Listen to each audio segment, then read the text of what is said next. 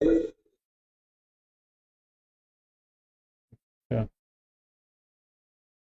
चलिए ठीक है, फिर शुरू करते हैं हम आज की क्लास। आज के दिन हमारी क्लास होती है हिस्ट्री की, जिसको आप बोलते हैं तारीख। और इसमें हम अभी तक लेसन नंबर 7 तक पढ़ चुके हैं। ठीक है, चलिए एक बार मैं रिवाइज करा देता हूँ। मैंने आपको पहले बताया था कि हिंदुस्तानी तारीख को 3 हिस्सों में बांटा गया था। कौन कौन से थे? एक था हमारे पास कदीम हिंदुस्तान,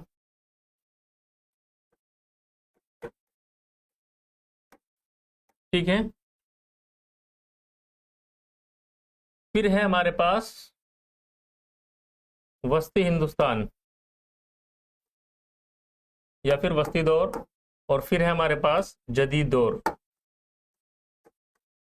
ठीक है, हमने कदीम दौर के सभी लेसन कंप्लीट कर चुके हैं। हमने इसमें कदीम दौर में शुरू किया था हड़प्पा सिविलाइजेशन से, आज से तकरीबन 4000 साल पहले का ज़माना। ठीक है, वहाँ से हमने शुरू किया था। और उसके बाद हमने जो लास्ट में पढ़ा था, इसमें 750 ईस्वी तक का ज़माना हम पढ़ चुके थे। ठीक है, आज से जो हम शुरू कर रहे हैं, इसका दूसरा हिस्सा वस्ती दौर, या फिर हम इसे इंग्लिश में बोलते हैं मिडिवल इंडिया या मिडिवल एज। ठीक है, इसकी तारीख हम पढ़ने वाले हैं। और यह ज़माना शुरू होता है सन 750 ईस्वी से। ठीक है, जिसको अर्ली मिडिवल पीरियड कहते हैं। लेकिन उसके बाद जो मिडिवल पीरियड शुरू होता है वो होता है 1200 ईस्वी से। तो इस लेसन में जो हम पढ़ेंगे वो जो आपका मिडिवल पीरियड है, वस्ती दौर है, उसका एक हिस्सा हम पढ़ने वाले हैं दिल्ली सल्तनत या फिर दिल्ली सल्तनत। ठीक है, इसमें भी दो जो हुक्मरान हैं, दो तरह के उसमें बांटा गया है इनको। एक है दिल्ली सल्तनत, जिसमें तकरीबन 5 खानदान आते हैं। और उसके बाद फिर दूसरा दौर जो शुरू होता है, तकरीबन 300 सालों का दौर, वो होता है मुगल दौर। उसके बाद मुगल आ जाते हैं हिंदुस्तान में। तो आज का जो हमारा लेसन है वो है दिल्ली सल्तनत का क़याम और तोसी। दिल्ली सल्तनत किस तरह से कायम हुई हिंदुस्तान में, दिल्ली सल्तनत कहते किसको हैं, और इनके जो बादशाह थे दिल्ली सल्तनत में, कौन कौन से बादशाह आते हैं, कौन कौन से खानदान आते हैं, इस लेसन में हम यही देखने वाले हैं। ठीक है, तो आइए शुरू करते हैं। देखिए, ये ज़माना है 1200 से 1526 ईस्वी। कितने साल का ज़माना हुआ? 326 साल। ठीक है, जो इस्लाम का फैलाव शुरू हुआ था अरब से, वो कब हुआ था शुरू? जो हमारे नबी हज़रत मोहम्मद सल्लल्लाहु अलैहि वसल्लम के ज़माने से ही इस्लाम का फैलाव शुरू हो गया था दूसरे मुल्कों में। और इसमें काफ़ी तेज़ी आई उनके बाद जो खलीफा उनके दौर में।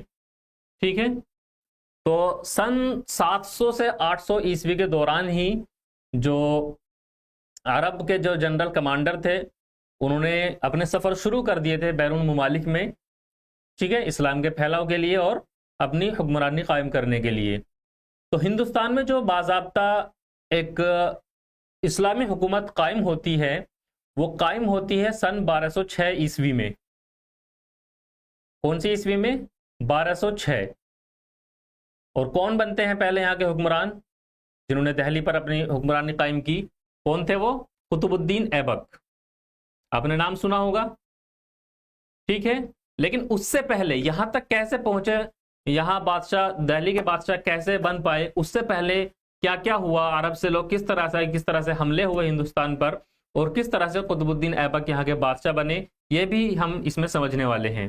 तो 1200 से 1526 ईस्वी का जो ज़माना है, ये शुमाली हिंदुस्तान के काफ़ी हिस्सों पर जिन हुक्मरानों ने हुक्मरानी की, उन्हें सुल्तान के तौर पर जाना जाता है। दिल्ली सल्तनत इसलिए भी कहते हैं इनको कि इस दौरान जितने भी हुक्मरान थे, इन्होंने हुक्मरानी की दिल्ली पर, या फिर हम बोले शुमाली हिंदुस्तान में। ठीक है, जिसका मरकजी पॉइंट दिल्ली या फिर थी यहाँ, या फिर हम इनको दारुल हुकूमत बोल सकते हैं दिल्ली पर। तो इस दौरान जितने भी यहाँ हुक्मरान हुए, उन्हें क्या कहा जाता था? सुल्तान। ठीक है, इसलिए इसको दिल्ली सल्तनत कहा जाता है। इनकी हुक्मरानी के दौर को दिल्ली सल्तनत का दौर कहा जाता है। यह हुक्मरान तुर्की और अफगान निजात थे। कहाँ के थे ये लोग? जिन्होंने हिंदुस्तान में 1200 से 1526 तक हुक्मरानी की। ये कहाँ के थे? तुर्क या फिर अफगान थे ये। ठीक है, इन्होंने हिंदुस्तान में अपनी हुकूमत हिंदुस्तानी हुक्मरानी खानदानों को शिकस्त देने के बाद कायम की थी। ये हुक्मरान खानदान खास तौर पर शुमाली हिंद के राजपूत थे।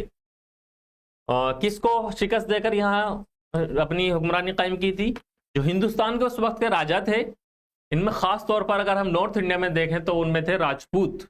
और राजपूत में जो सबसे आखिर के जो बादशाह यहाँ के मिलते हैं वो थे पृथ्वीराज चौहान।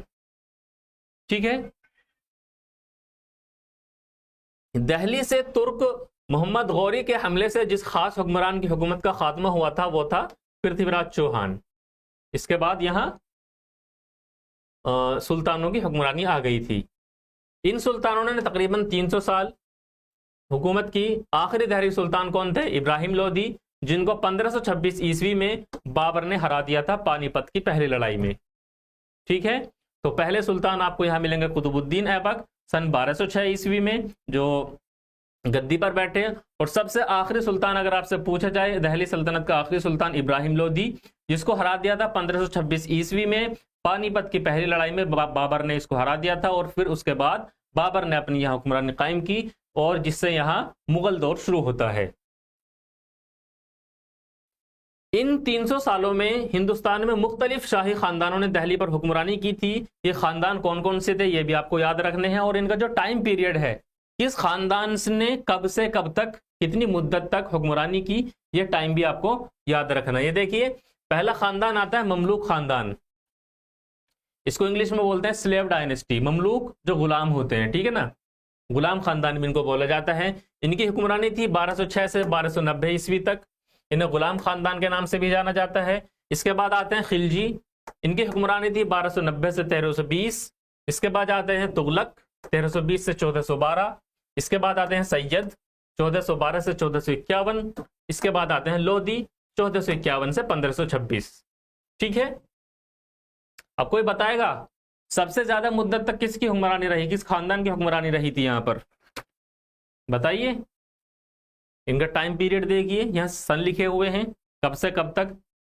देखिए सबसे ज्यादा मुद्दत तक किसकी हुक्मरानी रही थी। इन सभी खानदानों की जो हुक्मरानी रही, इन्हीं को मिलाकर हम दिल्ली सल्तनत के तौर पर जानते हैं।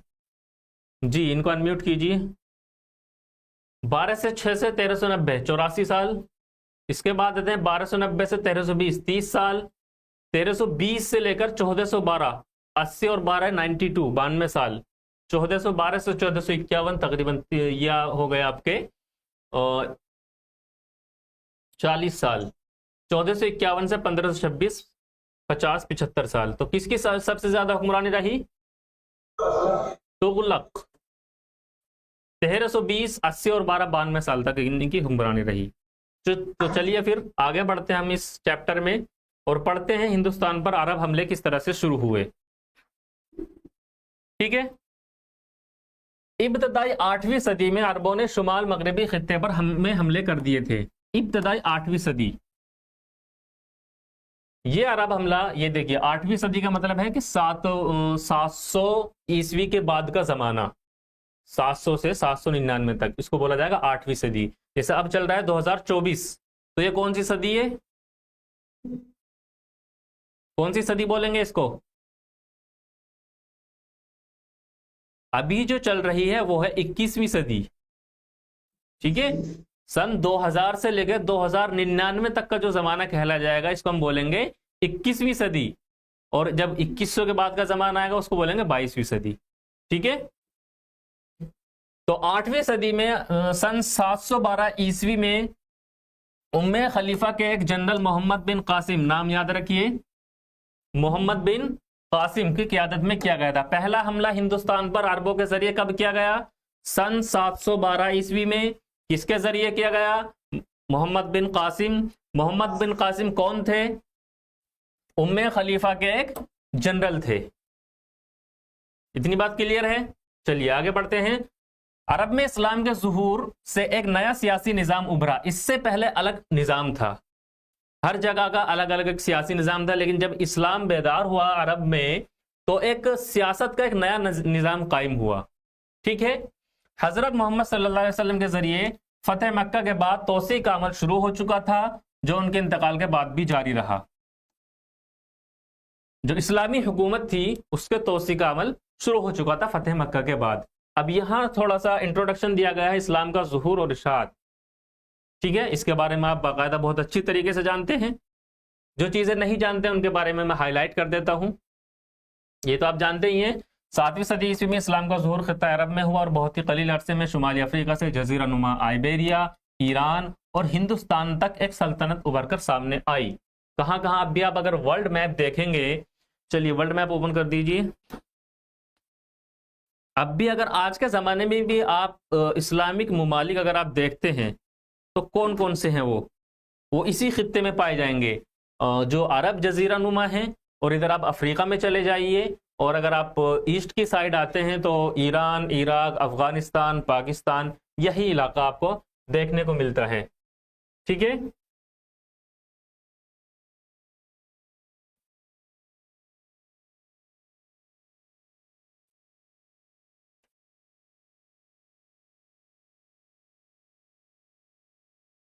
मैप ओपन नहीं हो रहा इसमें।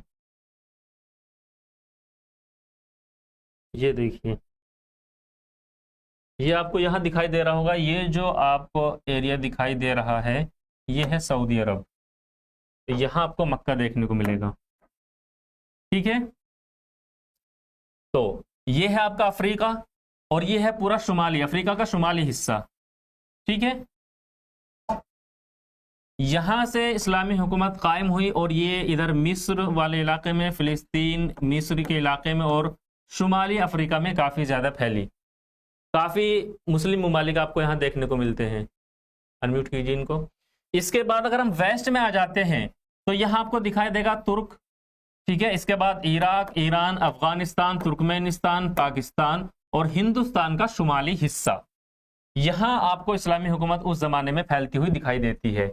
और अगर और वेस्ट में हम पहुंच जाते हैं तो जब अफ्रीका का बिल्कुल नॉर्थन एरिया आ जाता है, जिसको आज हम बोलते हैं मोरक्को, और यहीं से यूरोप का एक देश है यहाँ पर स्पेन, ये मिला हुआ है, यहाँ तक भी इस्लामी हुकूमत कायम हो चुकी थी उस जमाने में।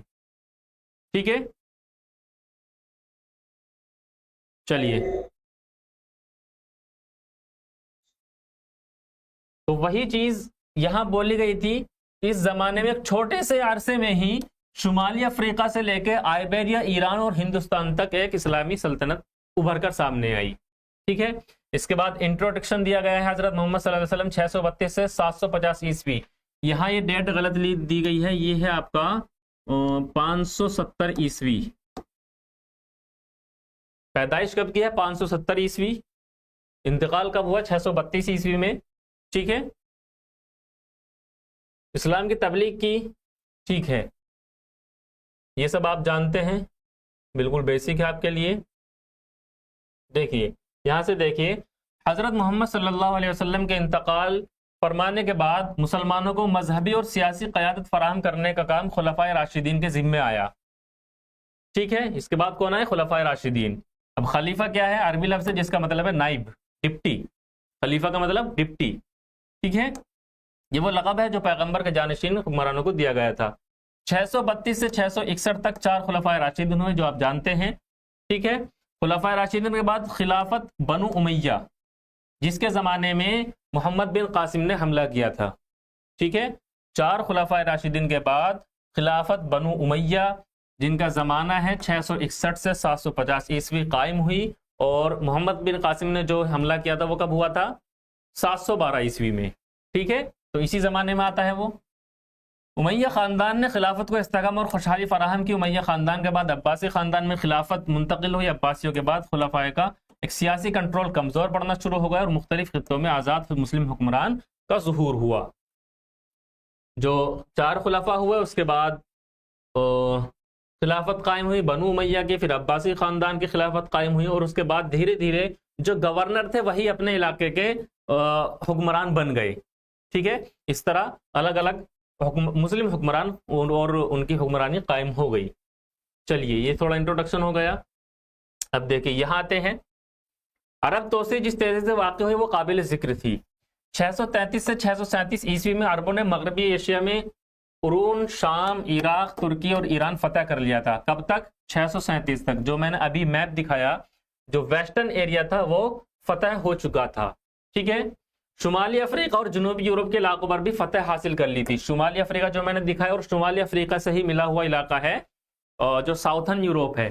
ठीक है, वहां पर भी फतह हासिल हो चुकी थी। 639 ईस्वी तक मिस्र भी फतह हो चुका था। 712 ईस्वी में अरब स्पेन में दाखिल हो चुका था।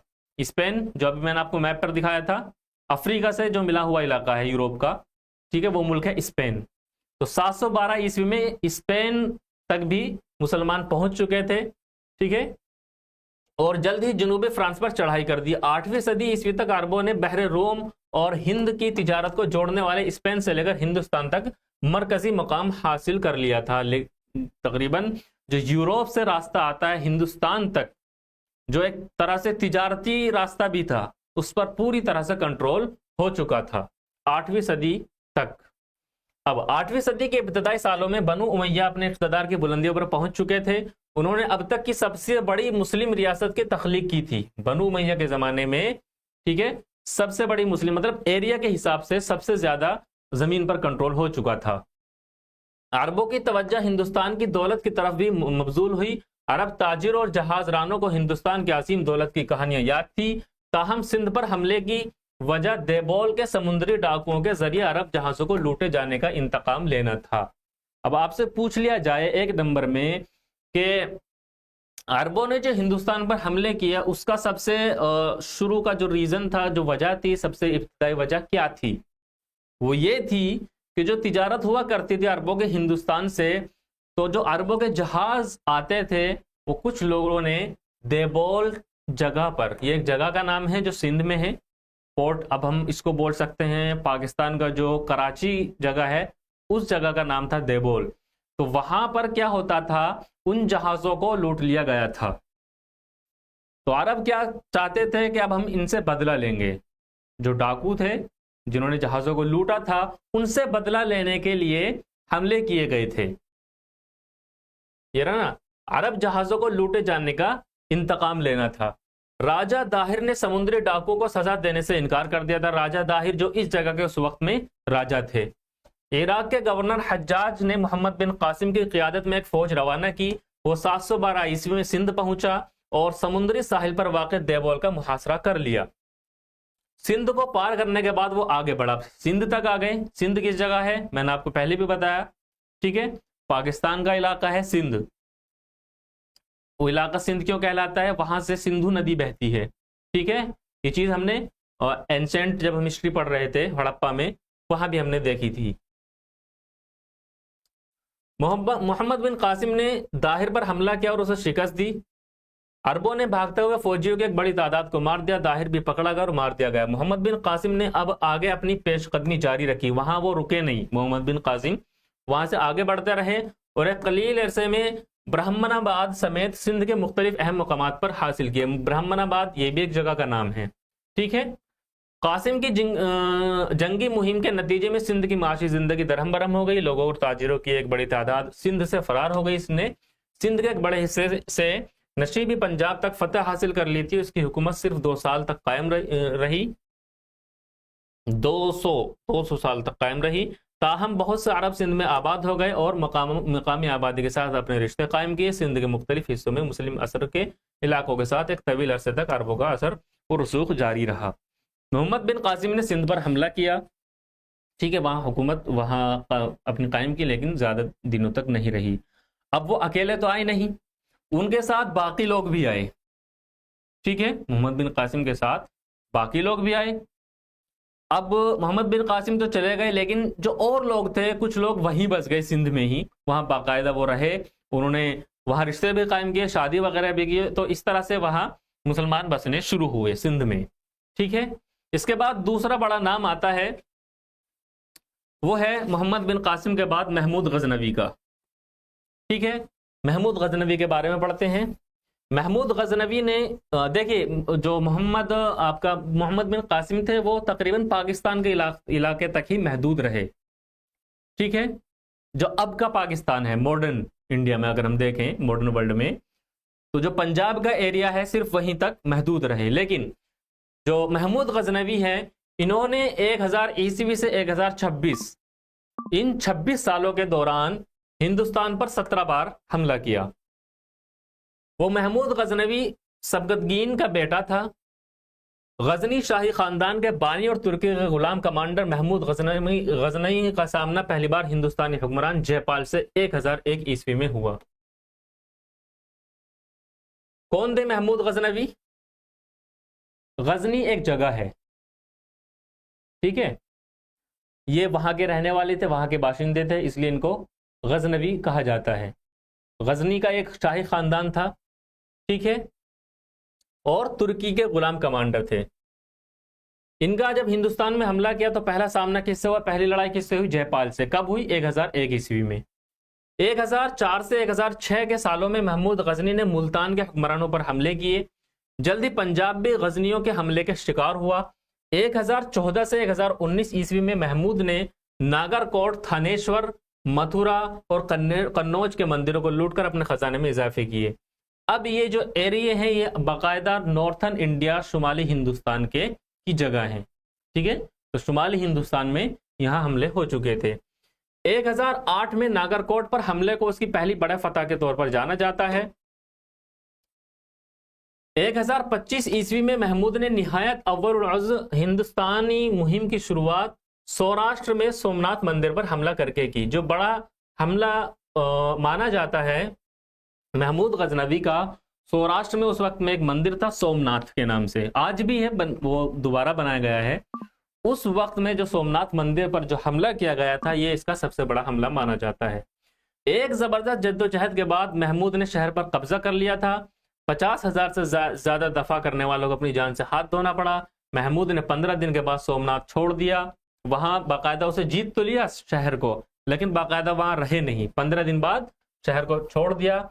इससे पता चला कि गुजरात के राजा भीम अव्वल ने उससे मुकाबले की पूरी तैयारी कर ली थी, ठीक है। अब जब इतने हमले होने लगे तुर्कों के हिंदुस्तान पर, तो इससे एक बड़ी ताकत पैदा हुई तुर्क जो खानदान थे, शाही खानदान थे उनकी, ठीक है। अब जब उन्हें लगा कि भाई हम इतने हमले कर सकते हैं, इतने दिन वहां अपनी ताकत बना सकते हैं, तो हम यहां अपनी हुक्मरानी भी कायम कर सकते हैं। जब उन्हें अंदाजा हो गया कि यहाँ के बादशाह, यहाँ के जो उस वक्त के राजा थे, वो कितनी उनकी ताकत है, कितनी उनके पास फौज है, ठीक है, इसका अंदाजा उनको हो चुका था। हाँ, ये माना जाता है कि जो महमूद गजनवी ने हिंदुस्तान पर हमले किए, उनका मकसद यहाँ उनकी हुक्मरानी कायम करना नहीं था, बल्कि माल लूटना था, ठीक है। वही चीज लिखिए, महमूद के हमलों का मकसद सिर्फ हिंदुस्तान की मशहूर दौलत को हासिल करना था। ये दौलत वस्त एशिया में उसके वसी सल्तनत को मुस्तहकम करने में मददगार हो सकती थी। वो हिंदुस्तान में एक सुल्तनत कायम करने का ख्वाहिशमंद नहीं था। गजनियों ने पंजाब और सिंध के हिस्सों पर अपना कंट्रोल कायम कर लिया था। पंजाब और सिंध, जहां मोहम्मद बिन कासिम ने पहले ही हमले किए थे, ठीक है, जो 1135 ईस्वी तक जारी रहा। 1135 तक पंजाब और सिंध, सौराष्ट्र में हमले तो किए, जो आपका शुमाली हिंदुस्तान है, गुजरात का इलाका, सौराष्ट्र का इलाका, मथुरा का इलाका, यहाँ हमले तो किए, लेकिन सल्तनत कायम नहीं की। यहाँ पर सल्तनत कहाँ कायम की? सिंध और पंजाब में। कब तक? 1135 तक। ताहम उसके हमलों ने हिंदुस्तानी मुमलिकतों को कमजोर दफा की कलाई खोल दी। जो चीज मैं बोल रहा था कि उनको अंदाजा हो गया कि हिंदुस्तान के जो हुक्मरान हैं उनकी कितनी ताकत है कि वो दफा कर सके अपना, या फिर जो हमले हो रहे हैं बाहर से उन्हें रोक सके। तो इससे एक अरबों को एक इनसे अंदाजा हो चुका था। इससे मुस्तकबिल में तुर्कों के हमले के इम्कानात भी पैदा हो गए, ठीक है। तो अरबों के हमले में हमने दो बड़े नाम यहां पढ़े हैं, मोहम्मद बिन कासिम और महमूद गजनवी। मोहम्मद बिन कासिम कौन थे जी? बताएंगे कब हमला किया था? सन 712 ईस्वी में। किसकी खिलाफत थी? बनु उमैया की, ठीक है, उनकी हुक्मरानी थी। और कहां तक उन्होंने हमले किए थे? पंजाब और सिंध तक। वजह क्या थी? शुरुआती वजह जो मानी जाती है कि हमें जो हमारे जहाज लूटे गए हैं, तिजारती जहाज, हमें उन डाकुओं से बदला लेना है। और उस वक्त में जो यहाँ के राजा थे उन्होंने उन डाकुओं को सजा देने से मना कर दिया था, इसलिए वो हमले किए गए थे। इसके बाद दूसरा नाम हमने पढ़ा महमूद गजनवी का, ठीक है, कहाँ के थे? गजनी के थे। और इन्होंने बाकायदा शुमाली हिंदुस्तान पर हमले किए। इससे इन्हें अंदाजा हो गया कि हिंदुस्तान के जो राजा हैं उनकी कितनी ताकत है, फौज कितनी है, कितना वो दफा कर सकते हैं। सोमनाथ का जो हमला माना जाता है उसके बारे में कहा जाता है कि यहाँ इन्होंने जो हमले किए ये सिर्फ माल हासिल करने के लिए किए गए थे, ना कि अपनी सल्तनत कायम करने के लिए। चलते फिर तीसरा नाम आता है मोहम्मद गौरी का। पूरा नाम शहाबुद्दीन गौरी। 1173 ईस्वी में शहाबुद्दीन मोहम्मद, जिसे गौर का मोहम्मद कहा जाता है, गजनी की तख्त नशीन हासिल की। जो गजनी ने महमूद गजनवी ने अपनी हुक्मरानी कायम कर ली थी सिंध के इलाके में, उसके बाद वो हुक्मरानी आती है मोहम्मद गौरी के पास। गौरी इतने मजबूत ताकतवर नहीं थे कि अपनी सल्तनत की बढ़ती ताकत मजबूती का सामना कर पाते। उन्होंने महसूस किया कि वस्त एशिया में कुछ भी नहीं हासिल कर सकते हैं, क्योंकि जो एक तरह से पूरी वर्ल्ड की उस वक्त में ताकतवर जो इलाका था वो सेंट्रल एशिया हो चुका था। आपने जो सुना है रोम की जो ताकत थी उस वक्त में, ठीक है, या फिर उस वक्त में आ चुका था ये दारुल खलीफ जो हुकूमत बन चुकी थी, वो आपका जो तुर्क जो इलाका है, ठीक है, वहां पर ताकत पूरी मुंतकिल हो चुकी थी। तो जो यहाँ छोटे सुल्तान कायम हुए, उन्होंने देखा कि भाई सेंट्रल एशिया में तो हम जा नहीं सकते, उधर हम अपने जो हमारा पूरा राज्य है उसका फैलाव नहीं कर सकते, तो क्यों ना हम अपने पूरब की तरफ आए, पश्चिम की तरफ ना जाकर जो हमारा पूरब साइड है, हिंदुस्तान है, शुमाली हिंदुस्तान, इधर क्यों ना देखा जाए। इसलिए उन्होंने हिंदुस्तान की तरफ अपना रुख मोड़ने पर मजबूर होना पड़ा। मोहम्मद गौरी हिंदुस्तान में एक मुस्तकिल सल्तनत कायम करने में बहुत ज्यादा दिलचस्पी रखते थे। वो सिर्फ लूटना नहीं चाहते थे, ठीक है, बाकायदा तो उनकी जंगी मुहिम थी, पूरी तरह मुनज़्ज़म थी। उनकी पहली फतह होती है पंजाब और सिंध की फतह। 1175 में पहली फौजी क़यादत की, मुल्तान की तरफ पेश कदम की और उसका जो हुक्मरान है उसको हराकर वो इलाका आज़ाद कर लिया। कहाँ पहुंच गए? मुल्तान में, ठीक है। फिर इसके बाद आते हैं राजपूतों को शिकस्त देते हैं ये, ठीक है।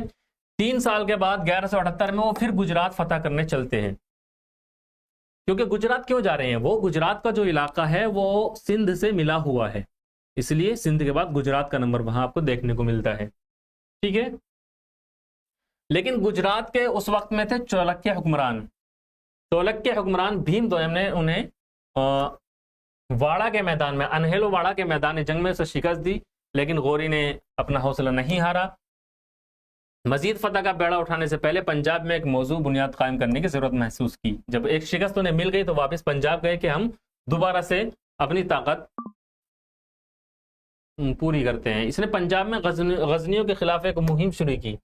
गजनी अब भी पंजाब में थे, ठीक है, उनके खिलाफ भी ये लड़े। 1180 में पेशावर और 1186 में लाहौर फतह कर लिया गया। इसके बाद सियालकोट और देबोल के किले भी फतह कर लिए गए। 1190 तक मुल्तान, सिंध, पंजाब इनके कब्जे में हो चुके थे, ठीक है। इसके बाद आती है तराइन की पहली जंग। तराइन याद रखिए, ये मोहम्मद गौरी ये पंजाब पर इनका तसल्लुत था और गंगाई दोआब में इसकी पेशकदमी की कोशिश के नतीजे पंजाब में तो थे, लेकिन जो गंगाई दोआब जो ये इलाका है, जो गंगा और यमुना का जो बीच का इलाका है, इसे कहा जाता है दोआब, गंगा यमुना दोआब। इस इलाके में ये आना चाहते थे। इस इलाके में आज आप देखेंगे दहली वाक़ है।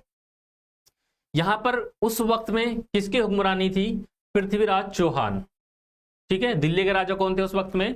पृथ्वीराज चौहान। इसलिए जो तराइन की जो पहली लड़ाई, याद रखिए इसका टाइम पीरियड जो आप लिखते जाइए, नोट करते जाइए, तारीख में यही इंपॉर्टेंट चीज है। तारीख में तारीख ही याद करनी पड़ती है आपको, एग्जैक्ट डेट। आपसे पूछा जा सकता है तराइन की पहली जंग कब हुई, किस किस के बीच हुई, इसमें कौन जीता कौन हारा, ठीक है, इस तरह से पूछ लिए जाते हैं सवाल। तराइन की पहली जंग 1191 ईस्वी किसके बीच में हुई? मोहम्मद गौरी, पृथ्वीराज चौहान, ठीक है।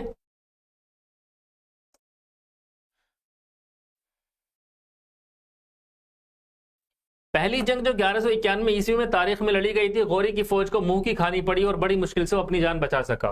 पहली लड़ाई में, तराइन का पहली लड़ाई 1191 में पृथ्वीराज चौहान और मोहम्मद गौरी, कौन जीता? पृथ्वीराज चौहान।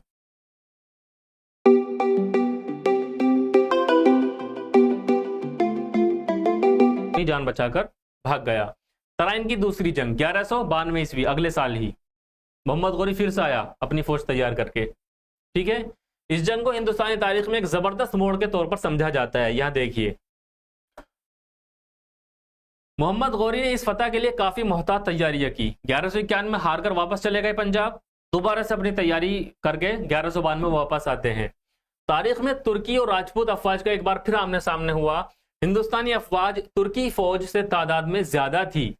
हिंदुस्तानी अफवाज किसकी फौज थी? ये पृथ्वीराज चौहान की। तुर्की अफवाज किसके लिए लिखा गया है? मोहम्मद गौरी। ठीक है, तादाद में कौन ज्यादा थे? पृथ्वीराज चौहान। लेकिन तुर्की फौज ज्यादा मुनज्जम थी और उनका घुड़सवारों का रिसाला तेजी से नकल हरकत कर सकता था, क्योंकि आप जानते ही हैं घोड़े कौन से थे उनके पास? अरबी घोड़े, अरबी नस्ल के घोड़े सबसे बेस्ट समझे जाते ना। तो उनका जो काफिला था ज्यादातर उसमें घुड़सवार थे, और जो हिंदुस्तानी फौज के पास जो काफिला था उसमें कौन थे ज्यादा? हाथी सवार। हाथी का काफी ज्यादा इस्तेमाल हुआ करता था उस वक्त में फौज में। ठीक है, भले ही तुर्क यहां तादाद में कम थे, लेकिन हिंदुस्तानी फौज की इतनी बड़ी तादाद तुर्की घुड़सवारों के रिसाले के आला तंजीम, महारत और रफ्तार के मुकाबले नहीं ठहरती थी। तुर्की घुड़सवार रिसाले आला तरीन तकनीकों का इस्तेमाल कर रहे थे। एक तो उनके घोड़े वाले की नाल थी जो उन्हें तवील जिंदगी अता करती थी और उनके घुड़सवारों को तहफ्फुज फराहम करती थी। दूसरे लोहे की रकाब का इस्तेमाल था, जिससे घुड़सवार के घोड़े पर अच्छी पकड़ मिलती थी और जंग में एक बेहतर वार करने की कुव्वत हासिल होती थी। बड़ी तादाद में हिंदुस्तानी फौजी मारे गए। पृथ्वीराज ने फरार होने की कोशिश की, लेकिन सरस्वती के करीब, सरस्वती क्या है? नदी है, सरस्वती के करीब गिरफ्तार कर लिया गया। तुर्की फौज ने हांसी, सरस्वती और समाना के किलों को फतह कर लिया। इसके बाद वो दिल्ली और अजमेर की तरफ बढ़ गए। तो तराइन की पहली लड़ाई 1191 ईस्वी, मोहम्मद गौरी और पृथ्वीराज चौहान के बीच। कौन जीता? पृथ्वीराज चौहान। और नतीजा क्या हुआ? मोहम्मद गौरी अपनी जान बचाकर भाग गए। तराइन की दूसरी लड़ाई 1192 ईस्वी, मोहम्मद गौरी अपनी फौज तैयार कर वापस आते हैं। ठीक है, पृथ्वीराज चौहान से लड़ने के लिए। इस लड़ाई की खासियत क्या थी? पृथ्वीराज चौहान के पास जो हिंदुस्तानी फौज थी तादाद काफी ज्यादा थी, लेकिन जो मोहम्मद गौरी की फौज थी इनमें काफी ज्यादा मुनज्जम तरीका इन्होंने इस्तेमाल किया। इनके पास घुड़सवार थे जो रफ्तार में काफी तेज होते थे। ठीक है, तो इस वजह से यहां आपको देखने को मिलता है मोहम्मद गौरी की यहां जीत होती है और पृथ्वीराज चौहान को गिरफ्तार कर लिया जाता है, और इसके बाद मोहम्मद गौरी अजमेर और दिल्ली की तरफ बढ़ जाते हैं। ठीक है, तराइन की जंग के बाद गौरी जो है गजनी वापस चले जाते हैं और हिंदुस्तान के मामलात की जिम्मेदारी उसने अपने मोहतबर गुलाम जनरल कुतुबुद्दीन ऐबक, यहां आपको पहला नाम दिखाई देता है। देखिए, मोहम्मद गौरी ने एक तरह से जो दिल्ली का आखिरी राजा था पृथ्वीराज चौहान, उसको हरा दिया था। उसके बाद कब हराया था? तराइन की दूसरी लड़ाई में। उसके बाद दिल्ली पर कब्जा हो चुका था, लेकिन मोहम्मद गौरी ने खुद यहां हुक्मरानी नहीं की। आपको पता होगा उस दौर में रिवाज होता था गुलामों का। अरब में रिवाज था ना उस दौर में, अरब क्या पूरी दुनिया में उस वक्त में रिवाज था।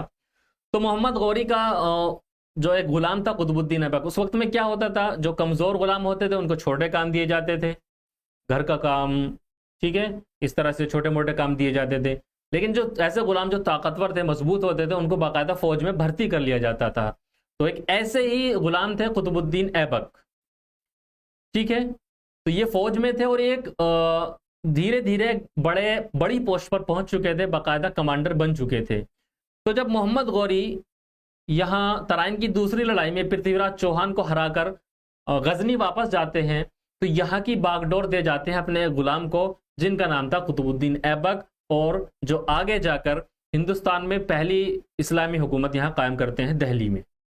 ठीक है, तो इसीलिए जो कुतुबुद्दीन ऐबक का जो खानदान है इसको ममलूक खानदान कहा जाता है, क्योंकि कुतुबुद्दीन ऐबक कौन थे? गुलाम थे। किसके थे? मोहम्मद गौरी के। ठीक है, समझ आ गया इतना? चलिए आगे चलते हैं। मोहम्मद गौरी अपने मोतबर गुलाम जनरल कुतुबुद्दीन ऐबक को दे दी। 1194 में मोहम्मद गौरी ने हिंदुस्तान फिर लौटा। उसने 50,000 घुड़सवारों के साथ जमुना पार कर लिया, कन्नौज की तरफ बढ़ा। कन्नौज के करीब चंदवार में जय चंद को शिकस्त फाश दी। तारीख और चंदवार की जंग ने शुमाली हिंदुस्तान में तुर्की हुकूमत की बुनियाद रखी। हिंदुस्तान में मोहम्मद गौरी की सियासी हुसलियाबों गजनी के महमूद के मुकाबले ज्यादा देर पार हैं। गजनी के जो महमूद गजनवी जिनके बारे में हमने पढ़ा, उससे ज्यादा अहमियत दी गई है मोहम्मद गौरी की, जो यहाँ पर हमले हुए। ठीक है, जहां महमूद गजनी को खासतौर पर लूटपाट में दिलचस्पी थी, वहीं गौरी यहां अपना सियासी इक़्तिदार कायम करना चाहता था। 1206 ईस्वी डेट याद रखिए। इसकी वफात का मतलब ये नहीं था, 1206 में वफात हो जाती है मोहम्मद गौरी की, इसका मतलब ये नहीं था कि हिंदुस्तान में तुर्कों की दिलचस्पी खत्म हो गई।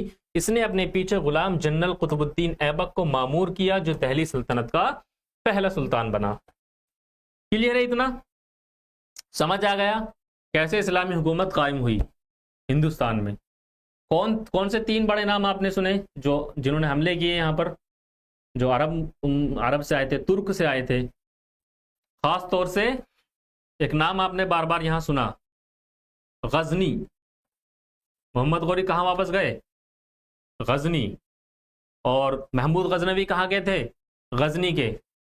गजनी नाम की एक आपने वो भी देखी होगी, मूवी भी थी, सुनिए?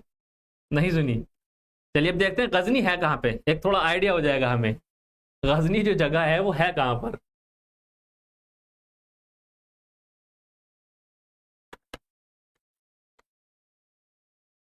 Ghazni city in Afghanistan.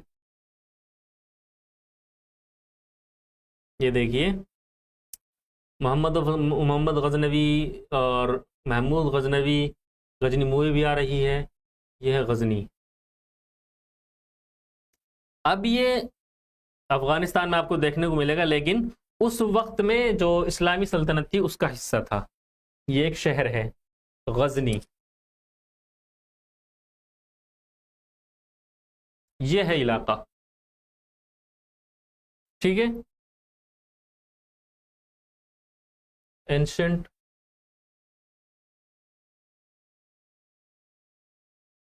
गजनी।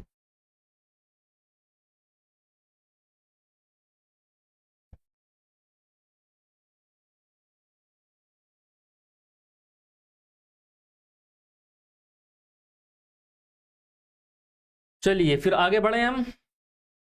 तो दिल्ली सल्तनत जो है, इसको एक बार रिकैप हम कर लेते हैं एक नज़र में, आगे जो हम पढ़ने वाले हैं उसके बारे में। ठीक है, 1206 पर आ गए हम। ठीक है, 3 जो अरब थे किस तरह से हमले हुए हिंदुस्तान पर, किस तरह से लास्ट में मोहम्मद गौरी ने बाकायदा एक तरह से पूरी सल्तनत तैयार करके कुतुबुद्दीन ऐबक जो उनका गुलाम था उसको दे दी। अब आगे आपको कुतुबुद्दीन ऐबक या फिर ममलूक सुल्तान आप पढ़ेंगे। ठीक है,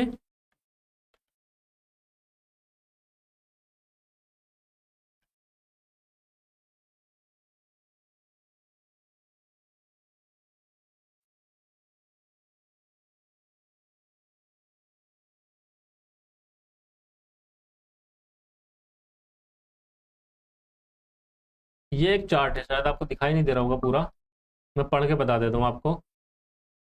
5 खानदान हैं, ममलूक, खिलजी, तुगलक, सैयद, लोधी। ऊपर देख लेते इसे उर्दू में, यहाँ क्लियर नहीं दिखाई दे रहा होगा आपको।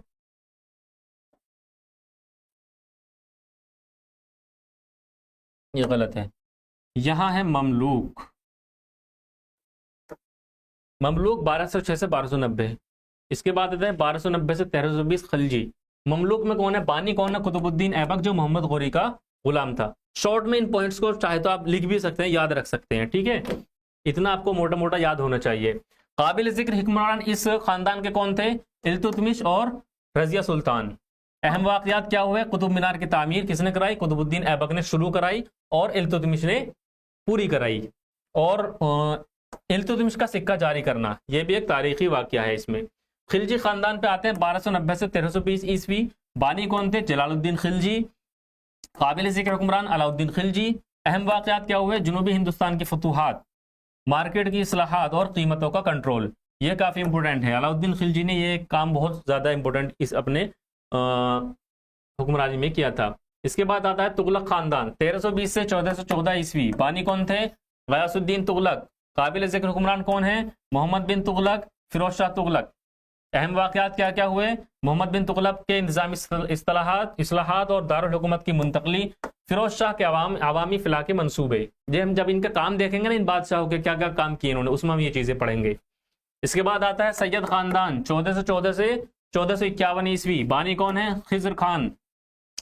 जो अच्छे हुक्मरान हुए वो कौन है? मुबारक शाह और मोहम्मद शाह। अहम वाक़यात, दिल्ली सल्तनत के जवाल पजीर हालत, इनके दौर में सल्तनत तकरीबन कमज़ोर होना शुरू हो चुकी थी। और लास्ट आता है लोधी, 1451 से 1526 ईस्वी। बानी कौन है? बहलोल लोधी। काबिल ज़िक्र हुक्मरान सिकंदर लोधी और इब्राहिम लोधी। इब्राहिम लोधी लास्ट में 1526 में बाबर से हार जाते हैं और फिर हिंदुस्तान में मुगल आ जाते हैं।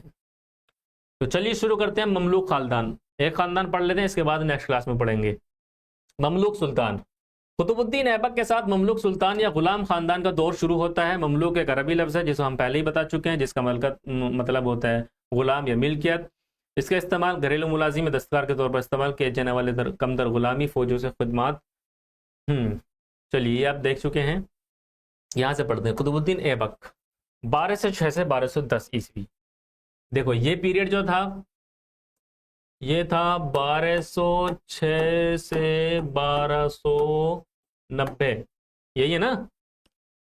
कितने साल हुए? 84,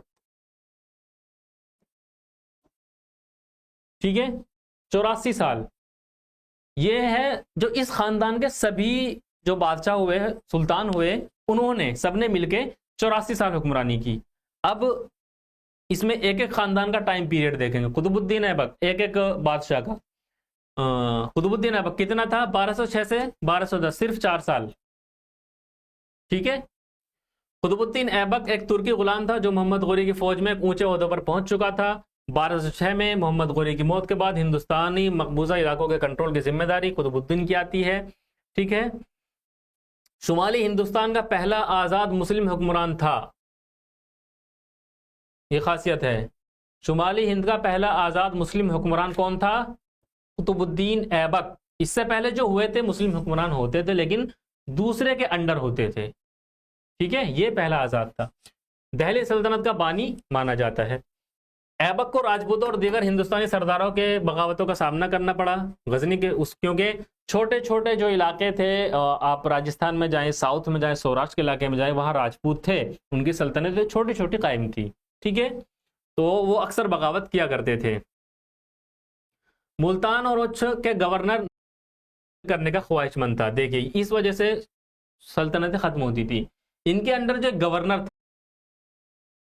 के अंडर मुल्तान का गवर्नर नसीरुद्दीन कुबाचा, वो चाहता था कि मेरी सल्तनत अलग हो, मैं आज़ाद होना चाहता हूं। जैसे आज के टाइम में आप देख लें, हिंदुस्तान क्या है, बहुत सारे रियासत या स्टेट जो है, राज्य, उनमें बटा हुआ है। जैसे यूपी है, मध्य प्रदेश है, महाराष्ट्र है, तमिलनाडु, कर्नाटका, गुजरात, अलग अलग स्टेट हैं, उनके अलग अलग चीफ मिनिस्टर हैं, अलग अलग गवर्नर हैं। वैसे ही उस वक्त में अलग अलग गवर्नर हुआ करते थे अलग अलग इलाकों के। आज के ज़माने में आप सोच लें, कोई स्टेट या कहने लगे कि मैं अलग देश बनना चाहता हूँ, तो वो बगावत हो गई ना, उसके खिलाफ जंगी कार्रवाई फिर की जाएगी अगर बातों से नहीं मानते हैं तो ऐसे ही उस वक्त में होता था। जो ये गवर्नर है आज़ादी का ख्वाहिशमंद था। ऐबक अपने दुश्मनों पर मुसालिहती इक़दाम के साथ अपनी ताकत के मुजाहरे के जरिए काबू पाने का अहल था। उसने जलदोज को शिकस्त दी, गजनी पर कब्जा कर लिया। जयचंद का जानशीन हरीश चंद्र को तुर्कों ने बदायूं और फर्रुखाबाद से निकाल दिया। बदायूं फर्रुखाबाद पर दोबारा फतह हासिल कर ली। कुतुबुद्दीन ऐबक बहादुर, पुरएतमाद, फैयाज शख्स है। उसकी फैयाजी की वजह से उसे लाख बख्श के तौर पर जाना जाता है। जी ये याद रखना है वर्ड, लाख बख्श। कुतुबुद्दीन ऐबक को और किस नाम से जाना जाता है? लाख बख्श के नाम से। क्यों मशहूर है कुतुबुद्दीन ऐबक? क्योंकि इसे, ऐबक को हिंदुस्तान में मुस्लिम हुकूमत का हकीकी बानी समझा जाता है। कब हुकूमत कायम हुई? 1206 में। किसकी? कुतुबुद्दीन ऐबक की। कब तक रही है सुल्तान? 1210 तक, 4 साल रहे सिर्फ, ठीक है। किसके गुलाम थे? मोहम्मद गौरी के। चलिए 1210 के बाद आते हैं, कौन है? इल्तुतमिश। हिंदी में इल्तुतमिश बोल जाता है, उर्दू में अल्तमश बोलते हैं। अल्तमश ये कौन थे? 1210 में से 1236, कितना जमाना हुआ? 26 साल।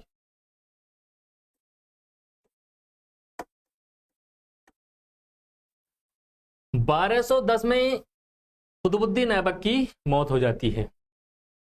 कुतुबुद्दीन ऐबक को और किस नाम से किन कामों से याद रखा जाता है? कुतुबुद्दीन ने कुतुब मीनार की तामीर शुरू कराई, पूरी नहीं करा पाए। उससे पहले ही एक गेम होता है पोलो, खेल सुना है, देखा है पोलो गेम? ये पोलो खेलते हुए ये अपने घोड़े से गिर पड़े और इनको चोट लग गई, उससे इनकी मौत हो जाती है कुतुबुद्दीन ऐबक की। इसके बाद आते हैं इनके दामाद,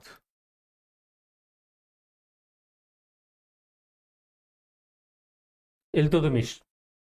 इनकी बाकायदा गद्दी नशी होती है।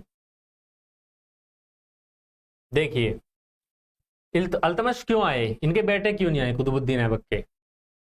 1210 में जब पोलो खेलते हुए इनकी मौत हो जाती है, उसको इनकी मौत के बाद कुछ अमरा जो वजीर थे उसके बेटे आराम शाह को लाहौर में तख्त नशीन करना चाहते थे। किसको? आराम शाह को। कौन था आराम शाह? कुतुबुद्दीन ऐबक का बेटा। लेकिन एक नाअहल और तुर्की अमरा ने उसकी मुखालफत की। दहली की तुर्की सरदारों ने बदायूं की, देखिए उस वक्त में जो पावर सेंटर थे दो थे, आपका लाहौर है और दहली, ठीक है। तो जो लाहौर के थे वो चाहते थे कि आराम शाह को सुल्तान बना दे, लेकिन दहली के जो वजीर थे उन्होंने कहा कि नहीं, मुखालफत की। दहली के तुर्की सरदारों ने बदायूं के गवर्नर कुतुबुद्दीन ऐबक का दामाद, कुतुबुद्दीन ऐबक का दामाद कौन था? अल्तमश। कुतुबुद्दीन ऐबक के जमाने में कहाँ का गवर्नर था? बदायूं का, ठीक है। तो दहली के जो वजीर थे उन्होंने कहा कि ये जो गवर्नर है इनके दामाद साहब, जो अभी बदायूं के गवर्नर हैं अल्तमश, इनको दहली बुलाओ। आराम शाह उसके खिलाफ लाहौर से दहली फौज लेकर बढ़ा। अब जो उनके बेटे थे कुतुबुद्दीन ऐबक के, वो लाहौर में थे, वहां से फौज लेकर चले, लेकिन अल्तमश ने उन्हें शिकस्त दी। तो बाकायदा यहाँ लड़ाई हुई गद्दी के लिए। और ये लड़ाई आप बाकायदा पूरे लास्ट तक, मुगल खानदान जहाँ खत्म होता है वहां तक देखते आएंगे, गद्दी के लिए हमेशा लड़ाई होगी। यहाँ किसके बीच में लड़ाई हुई? कुतुबुद्दीन के ऐबक के बेटे और उसके दामाद में, ठीक है। यानी जीजा साले में आपस में लड़ाई हुई। वो चले लाहौर से अपनी फौज लेके, और इन्होंने दिल्ली से फौज लेकर बढ़े, और उन्होंने अल्तमश ने आराम शाह को।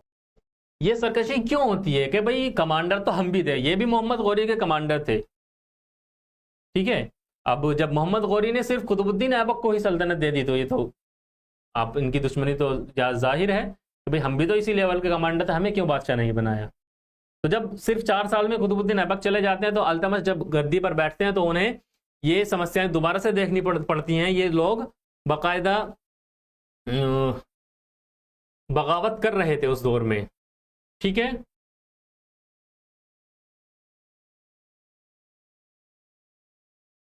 तराइन की जंग 1215 ईस्वी में उसने यल्दौस को हरा दिया। किसने? अल्तमश ने। ये इसके जो काम है वो आपको इंपोर्टेंट लिखने हैं। 1217 में कुबाचा को पंजाब से बाहर निकाल दिया। एक एक करके सबको खत्म करते जा रहे हैं और अपनी सल्तनत ये बाकायदा यहाँ ताकतवर बना लेंगे।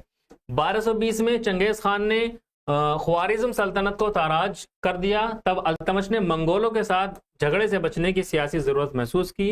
इस तरह जब जलालुद्दीन मंगबरानी मंगोलों से फरार इख्तियार कर रहा था, उसने अल्तमश के दरबार में पनाह चाही, लेकिन अल्तमश ने उसे नामंजूर कर दिया क्योंकि वो उनके साथ मिल चुका था। इस तरह से उसने मंगोलों से भी खुद को बचाया।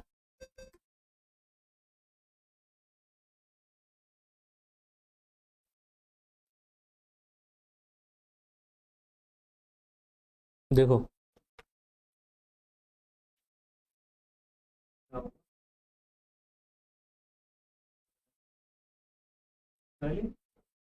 नंबर देखो, कोड उठाना मत। में एक बड़ी फौज भेजी जिसने फौज खां को हराकर बंगाल और बिहार को दिल्ली सल्तनत में दोबारा शामिल कर लिया। तो दिल्ली सल्तनत कहां तक कायम होगी? बंगाल तक।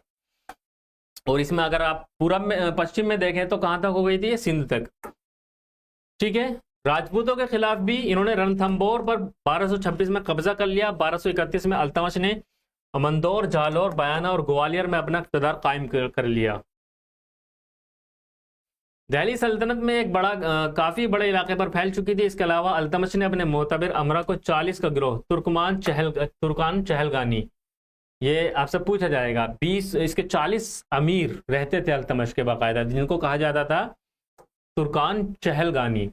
मुनज़्ज़म किया, वो एक दूर अंदेश हुक्मरान था और उसने दिल्ली में नई तश्कील शुदा सल्तनत को मुनज़्ज़म किया। ठीक है, कुछ इंपोर्टेंट काम है अल्तमश के जो आपको देखने हैं। अल्तमश ने इक्ता, फौज और करेंसी निज़ाम जैसे इंतजामी इदारों को वज़ा करने में एक नुमाया इश्तराक किया। उसने सल्तनत को उसके 2 बुनियादी सिक्के दिए, एक था चांदी का टंका, 2 बाकायदा सिक्के उन्होंने चलाए, और दूसरे तांबे का जीतल, इसको बोला जाता है। जैसे आजकल आप रुपया इस्तेमाल करते हैं ना, वैसे ही उस दौर में चांदी का एक सिक्का था और चलाया था अल्तमश ने, जिसको कहा जाता था टंका, और दूसरा एक तांबे का सिक्का था जिसको बोला जाता था जीतल। मकबूजा इलाकों पर ज्यादा से इक़्तिदार कायम करने के लिए उसने बड़े पैमाने पर अपने तुर्की ओहदेदारों को इक्ता क्या था पूछा जा सकता है आपसे। इक्ता नकद तनख्वाह के बदले में जमीन की तफवीज़ात का अतिया पेश किया। पहले क्या होता था, जो फौज थी उसको बाकायदा नकद तनख्वाह दी जाती थी।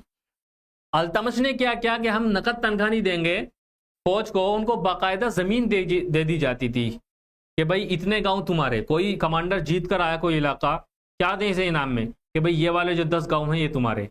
अब उन 10 गांवों से जितनी भी टैक्स आएगा वो सब उस कमांडर का होगा। तो इस तरह से उसने तनख्वाह न देकर जो तुर्की जो कमांडर हुआ करते थे उनको इक्ता, एक ये सिस्टम चलाया है, इसके अंदर उन्होंने बाकायदा उनको जमीनें देनी शुरू कर दिया थे के तौर पर। इक्ते को वसूल करने वालों को इक्तदार कहा जाता था, जो अपने मातहत इलाकों से जमीन लगान वसूल करते थे। इससे वो रियासत की खिदमत के लिए मुस्लिम इमदादी फौज रखते थे, अमन अमान कायम करते थे और अपने खुद के अखराजात पूरे करते थे। अल्तमश ने दोआब के माशी इम्कानी इक़्तिदार को महसूस किया था और इसी खत्ते में खास तौर पर इक्ता तकसीम किया था। इससे अल्तमश शुमाली हिंदुस्तान के एक इंतहाई मारूफ खत्ते पर मालियाती और इंतजामी निगरानी रखने को यकीन बना लिया।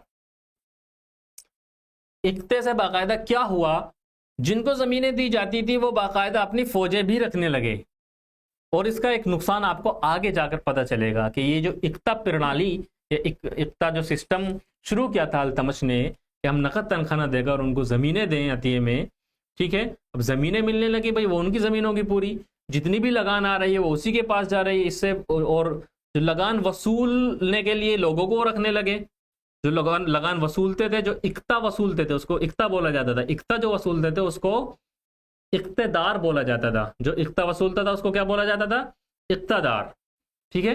और जब वो पैसा आने लगा तो उससे बाकायदा अपनी एक फौज भी रखने लगे, ठीक है। और जब जाहिर सी बात है भाई, जब आपके पास ताकत आएगी, जब आपके पास फौज बढ़ जाएगी तो आप बाकायदा फिर बगावत भी करेंगे आगे जाके, जो सुल्तान होगा उसी के खिलाफ बगावतें होंगी, आगे भी आप पढ़ेंगे, ठीक है। आज यहीं तक रखते हैं। 2 सुल्तान ममलूक खानदान के 2 सुल्तान हमने पढ़ लिए हैं, कुतुबुद्दीन ऐबक और उनके दामाद अल्तमश। इसके बाद नेक्स्ट क्लास में इंशाअल्लाह हम तीसरे सुल्तान शुरू करेंगे। सुल्तान नहीं बल्कि ये सुल्ताना थी, रजिया सुल्ताना, इनके बारे में हम शुरू करने वाले हैं, ठीक है। काफ़ी इंटरेस्टिंग है, आपको